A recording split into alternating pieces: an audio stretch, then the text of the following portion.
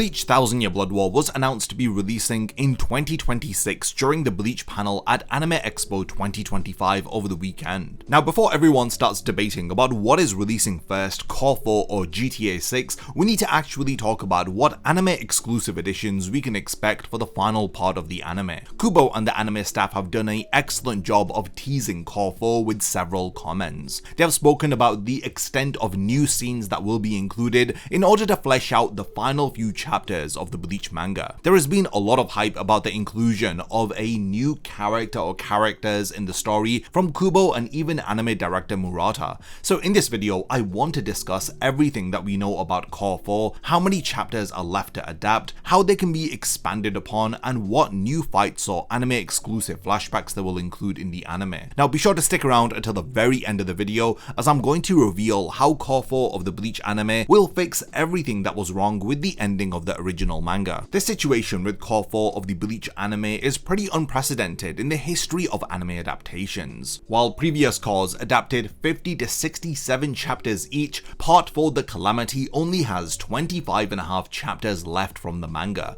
That's literally half of the source material of any previous part. When you compare this to Core 1's 62 chapters, Core 2's 67.5 chapters, and Core 3's 52 chapters, we're looking at something that is entirely different than what we have seen before. The strategic setup that Taguchi and the anime staff have done across all of the previous cores has created the foundation for a massive expansion in Core 4. The inclusion of the original Gote 13 in Core 1 was not coincidental, because additions like that helped to establish the historical context which was needed for those sulking flashbacks we received later. And in this respect, the anime has done a great job of expanding upon moments that were never explored or rushed in the manga. Studio Pierrot has also been restructuring how the events of the 1000 Year Blood War arc have been occurring over the last two cores. During the production of Core 3, Studio Pierrot had launched its dedicated Pierrot Films division, which was created specifically for high quality seasonal anime. While Core 3 was under the Pierrot Films banner, it was not entirely created by that division. So this means that Core 4 is going to be Pierrot Films' very first completely produced project. The animation studio is moving away from their traditional weekly episodic anime format.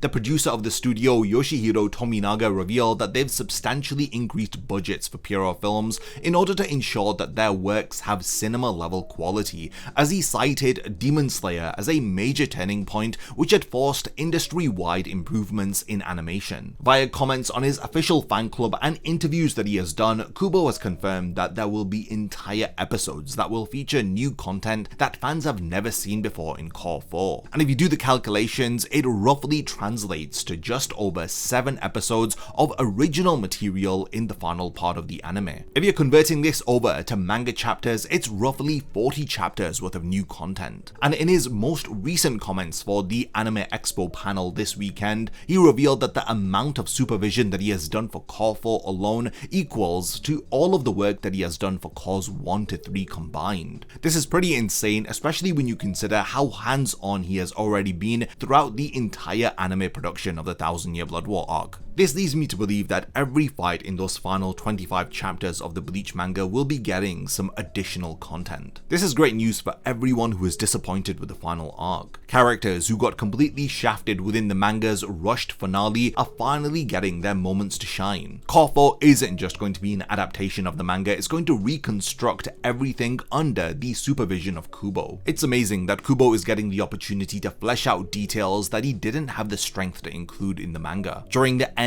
of Bleach's manga serialization, Kubo's health was massively declining, so for this reason, he streamlined a lot of the final chapters of the manga. He decided to only show us the key story beats while off-screening some major battles involving side characters. And when it comes to Core 4, Kubo has made a couple of comments that the storyboards that he has drawn for the final part will be insanely difficult to animate, as he is really praying for the animators. So it's clear he's cooked up something amazing within the storyboards of the final season season, and while his vision was left incomplete within manga form, it is hopefully going to be completed in the anime. Let's now talk about some of the additions that we can expect. So the Visards are finally going to get the screen time that they deserve, as up until Cour 3 we've already seen more of them in comparison to the manga. At the end of Cour 3 we had seen their battle against Gerard Valkyrie, and it's been expanded with some new additions, including all of the Visards teaming up and holofying. I do think in Cour 4 there's a possibility that we could see Love's bankai reveal. He's literally the only Visard captain whose bankai remains to be unseen,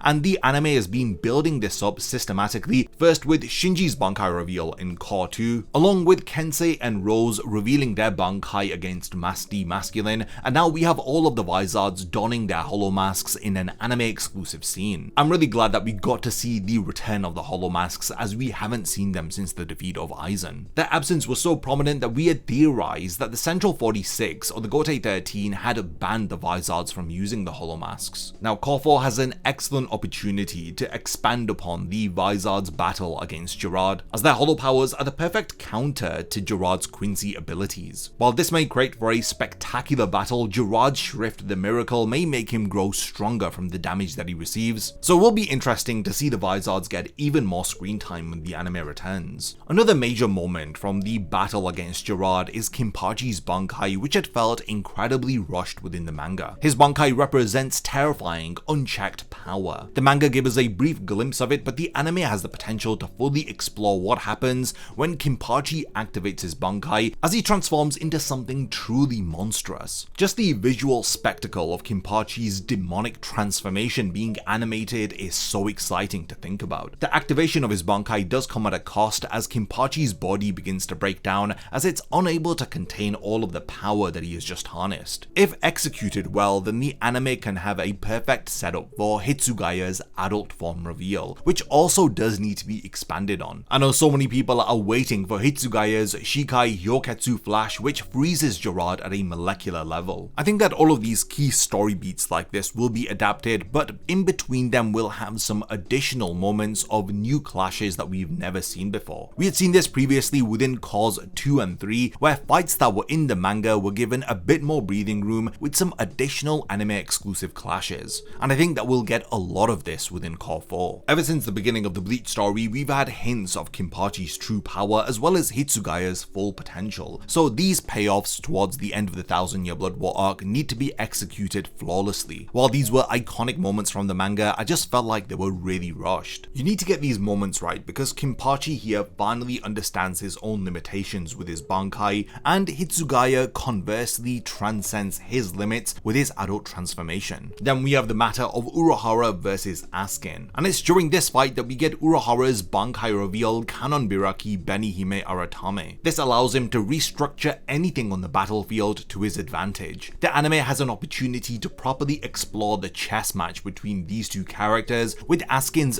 death dealing creating impossible scenarios, while Urahara methodically finds a way to outsmart his opponent. During the early sections of this fight, we also get to see Yoruichi's God of Thunder form, where her Ryatsu changes 48 times per second in order to outmaneuver Askin's Shrift. The anime here does have an opportunity to maybe show us a backstory for Urahara and Yoruichi, which Kubo has mentioned a couple of times, and we know that it's been fully written. Even the author of Can't Fear Onward had the opportunity to include it within those light novels, but he instead insisted that Kubo should draw it in the future someday. I really do hope that in those storyboards that Kubo has drawn for Cour 4, there is a flashback of Yoruichi and Urahara included in them. While in the manga the defeat of Askin was pretty abrupt with Grimmjow's sudden arrival, the anime once again has an opportunity to give Grimmjow a bit more screen time, which can really help the conclusion of this fight. One major fight that I'm absolutely shocked wasn't shown to us within the manga was Hashward vs Uryu. While we did get a few glimpses of them two battling, the majority of the fight had occurred off screen. I have no doubt that within the additional material in Cour 4, there's going to be a huge expansion upon this battle. While we got the basic idea of what had happened between them, I really do think that this fight needs some additional context. And then we have the reveal of Ichigo's Horn of Salvation form, which is Ichigo's true potential actualized. With him absorbing Yhwach's Quincy Ryatsu, he forces a perfect balance between all of the aspects of his power. This isn't just an ordinary power-up, it's the culmination transformation of his entire character arc and his journey of growing his power, as he accepts every part of his heritage without losing himself. The anime can show us what the manga couldn't, with Ichigo actually using his powers effectively. I'm really looking forward to seeing his Gran Rei Sero plus Getsuga Tensho combined technique being animated. Another major issue that people have with Yhwach's battle with Ichigo is that Ichigo's true bankai was nerfed within the turn of a single page. Again, I find it hard to believe that the anime won't show us Ichigo's true bankai, because while it was shown to us in the manga, we don't even know what its true power is. Hopefully we get a few glimpses of it so that we understand why Yhwach was so afraid of it that he had to get rid of it immediately. By showing us what Ichigo's bankai can really do, it's going to settle years of fan debates. And the recent key visual that we got for Cour 4 at Anime Expo 2025 spoils this Horn of Salvation form, as we see this transformation front and center with the teaser that the 4th cour is dropping in 2026. Another aspect of the final chapters which needs more context is Aizen's return to the battlefield. So many people were looking forward to his battle against Yhwach, but it amounts to a few pages from the manga. While I'm really looking forward to seeing him welcome Yhwach to his soul society, I do hope that there is a bit more of a clash, and we get even more dialogue exchanged between them in comparison to what we had seen in the manga. Cour 2 and 3 have gradually been building Yhwach's worldview and his motive via selective flashback scenes where we see the birth of Yhwach in Cour 2, and then in Cour 3 we had seen the flashback where Yhwach had witnessed his father separate reality into the 3 realms. The anime has a perfect opportunity to expand upon the ideological clash between Aizen and Yhwach, with Yhwach wanting to rid the world of the fear of death, while Aizen believes that courage and the necessity of struggle is needed in life. During the battle between Aizen and Yhwach, we see the perfect hypnosis of Kyoka Suigetsu as it reaches its peak. Even Yhwach the Almighty becomes useless against Aizen's power, as he confuses the Quincy King by making him perceive that he himself is Ichigo, Renji, and himself at the same time. While this was executed very well within the manga, I do think that this can also be expanded upon within the anime. We can never have enough Aizen screen time, so seeing more of him would be amazing, and all of this would culminate well with his final speech on courage, which hopefully will be adapted at the end of Cour 4. Another major story beat is the return of Ginjo and Tsukishima to the battlefield, with Tsukishima inserting his Book of the End into Ichigo's past to create an alternative timeline where Tensa Zangetsu was never broken. While all of this was abruptly shown to us within the manga, the anime is already setting up how to expand this, with Riruka and Yukio appearing at the Shiba residence at the end of Cour 3, as it's made clear how they arrive at the royal palace to help Ichigo. With Tsukishima's involvement, it then allows Orihime to reject the broken state of Ichigo's bankai, thus essentially bypassing Yhwach's the Almighty through temporal mechanics. The anime can show us this process in more detail, like how Tsukishima's power is able to create a new branch of history where a different outcome has occurred. This is also a major emotional moment, especially following the events of the Fullbring arc, where former enemies have come to work together in order to defeat a greater evil. This adds to the redemption arc of Ginjo Kugo, which is further explored within the Can't Be Your Own World light novels. I do hope that the anime does include some additional scenes here, which tease Ginjo and Tsukishima's future role in the story with the Can't Be Your Own World light novels. If you've been closely following the Thousand Year Blood War arc anime and the additions that we've had so far, then you'll know that they've been slowly building towards a complete Soul King flashback since the very beginning. Cour 3 also has expanded moments between Ukitake and Mimihagi, which provided some crucial context that the manga was missing. Ukitake had an enhanced backstory as we reveal his connection to the Soul King's right arm and the deeper exploration of his sacrifice, and all of this points towards a better understanding of the Soul King. And not to forget Cour 3 revealing the true name of the Soul King to be Adonius. The anime can finally show us how the primordial world was split into 3 realms, the role of the ancestors of the 5 great noble families, and how all of this links to the central plot of Can't Be Your Own World. There's a potential here to even include Tokinada as a key character, and by understanding the Soul King, we have a better understanding of Yhwach's motivations. These are the deeper conflicts that are going to be explored within Cour 4, and I feel like a lot of it is going to go over people's head unless they have an understanding of what's revealed within Can't Be Your Own World, which is largely the past and history of the Soul King. Only by understanding that do we really appreciate the motives of Yhwach and what he was trying to achieve in the Thousand Year Blood War arc. In Cour 4, Uryu's character arc will reach its climax with the Still Silver Arrowhead plot point. The anime has already done an incredible job in previous cours with setting up something far more complicated with Uryu's character than what the manga had delivered. Within Cour 3, there was an alteration to how Hashward had detected Uryu's betrayal. So the anime staff and Kubo have removed the Reishi collapse chip storyline which was in the original manga. And this is in line with how Uryu's role has been changed significantly in the anime. They've been building on his character and his internal conflict since Cour 1. So much has been done to enhance his relationship with Ryuken, for him to have a deeper understanding of the cause behind his mother's death as he reads new information within the journal of his grandfather, and all of this culminates into his conflicted loyalty to Yhwach, and all of this is building towards that Still Silver Arrowhead, which is the physical manifestation of his family's generational suffering at the hands of Yhwach. This arrowhead was formed from the clot within his mother's heart, and as the story is written within the manga, a lot of people believe the Still Silver Arrowhead to be a convenient plot device instead of one that was set up earlier in the story. I think the anime has done a great job of leading up to this moment, and now in Cour 4 we can further expand upon Ryuken's long-term planning and his years of preparation which has led up to this moment where he defeats Yhwach. These story beats link 3 generations of the Ishida, from Soken's research to Ryuken's medical expertise and Uryu's tactical positioning.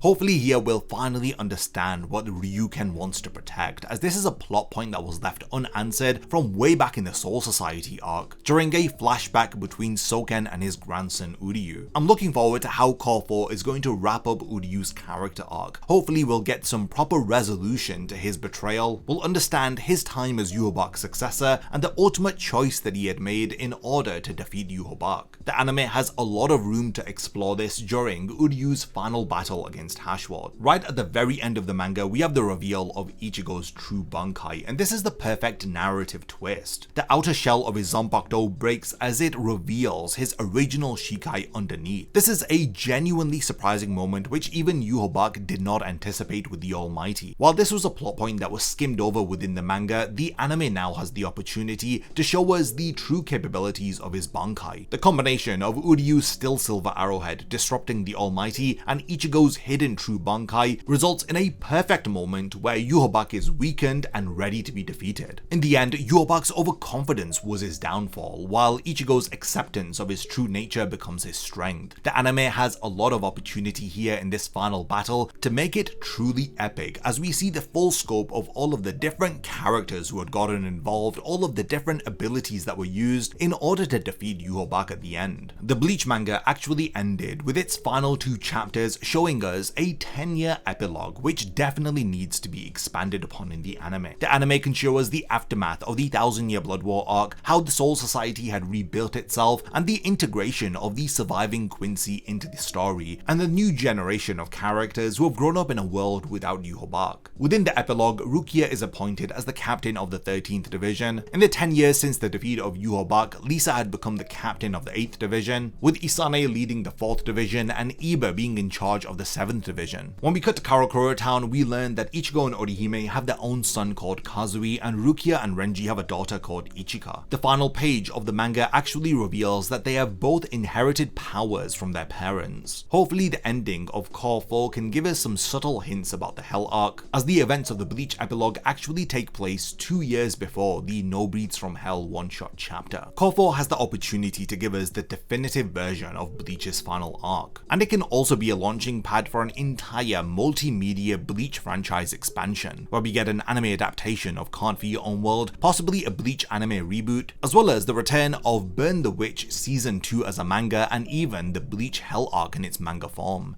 with Kubo being directly involved with Cour 4 with its cinema quality level of animation. Everyone who is working on Cour 4 has the opportunity to fix what was wrong with the manga's rushed ending. Director Taguchi has a goal of creating extremely high quality anime which surpasses surpasses modern visual standards, and via his comments and interviews he is extremely happy with the anime exclusive battles he was able to include in Cour 3, like Ichigo vs Uryu, and then you have character designer Masashi Kudo, who is excited for drawing the final confrontations of Cour 4. You have to think about the bigger picture here. Studio Pierrot's creation of the dedicated Pierrot Films division is their strategic positioning against industry giants like Ufotable and Mappa. They are working on a coordinated approach for the future of Bleach, and all of this points towards much more that we can expect to see even after the 1000-Year Blood War arc anime has ended. Originally, Cour 4 was planned to be released in 2025, but from Kubo's own words, it's been delayed to 2026. And Kubo, along with Murata, the series director, have spoken about a mysterious character or characters appearing in Cour 4. This has resulted in many theories from fans who believe that this mysterious character could be Tokinada, as Cour 4 could perfectly be setting up for a Can't Be Onward anime adaptation. And honestly, this would be a perfect bridge between the main series ending and future content. Some people think that Cour 4 will not adapt the Bleach epilogue of the manga, and instead we're going to get a teaser for the Can't Be Onward anime, but I think similar to Dragon Ball Z, we'll get that 10-year epilogue, and then in between we'll get a separate anime like Dragon Ball Super, which will take place between the end of the manga and the epilogue. If you've been following the channel, then you'll know my estimates of 57% of Cour 4 being anime original content. This is 7 full episodes worth of material that nobody has ever seen before. I've also spoken about a big 10-year plan with Bleach. This is a coordinated effort which involves the 1000-Year Blood War arc anime being completed, the different Bleach light novels getting their own anime adaptations, Kubo finally having time to work on the Hell arc manga now that he is done with the 1000-Year Blood War arc anime, and potentially even building up towards an entire Bleach anime reboot of the original series. The 2026 release date is a big update for this plan, and I'm really looking forward to learning even more information about Bleach Cour 4 The Calamity. Now, we have reached the point of the video where I want to hand over the discussion to all of you. What do you guys think about all of the different details that I've discussed about Cour 4, with the different moments from the final 25 chapters of the manga and how they can be expanded upon in the final part? If there are any additions or things that I haven't talked about, then let me know by continuing the discussion in the comments, and let me know what anime exclusive scenes you're expecting in Cour 4. And lastly, thank you for making it to the end of this one, and I cannot wait to see you in my next Bleach video. A massive thank you goes out to all of my amazing Patreon supporters for helping to make this video possible. If you also want to support the channel and see your name in the end of my videos, then check out my Patreon, which has loads of perks like early video access and so much more. Thank you for sticking around till the end of the video, and whatever you contribute will mean a lot to me.